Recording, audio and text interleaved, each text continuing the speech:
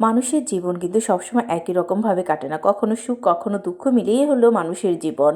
কখনো আমরা আশা করতে পারবো না যে একাধারে সুখেই জীবন কাটবে।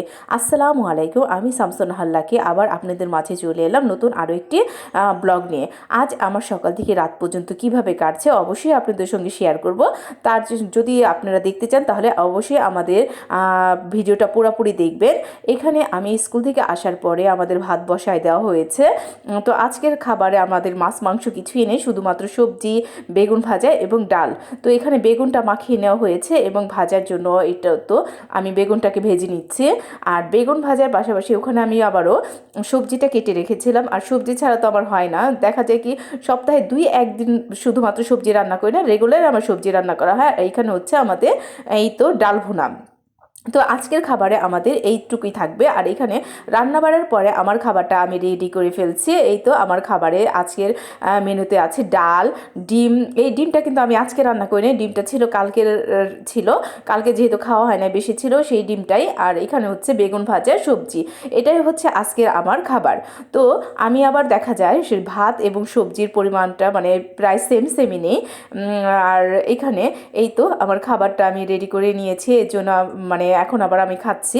তো খাবার সময় আমি ভাবলাম আপনাদের সঙ্গে একটু শেয়ার করি। যাই হোক, যারা মানে সবজি পছন্দ করেন শীতের দিনে কিন্তু সবজিটা মানে অনেক বেশি ভালো লাগে।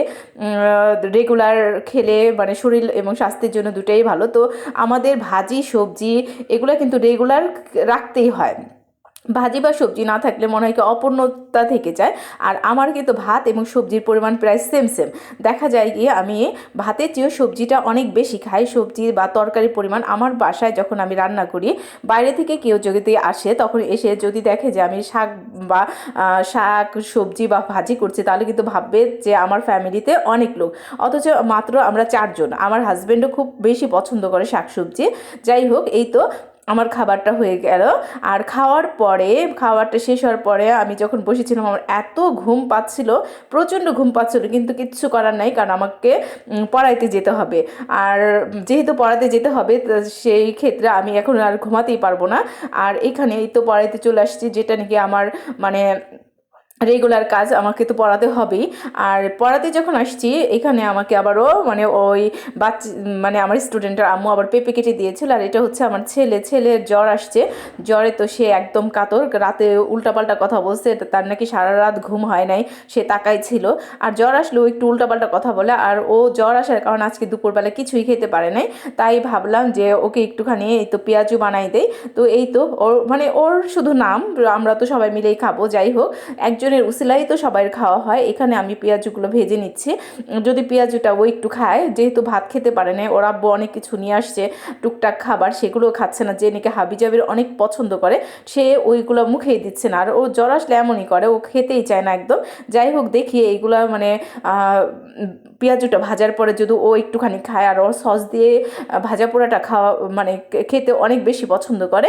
এই তো আমার মানে পেঁয়াজুটা প্রায় হয়ে আসছে। আর যাই হোক, আপনারা মানে অবশ্যই আমাকে সাপোর্ট করবেন, আমার ভিডিওটাকে লাইক কমেন্ট করে আমাকে সামনে এগিয়ে নিয়ে যেতে সহযোগিতা করবেন।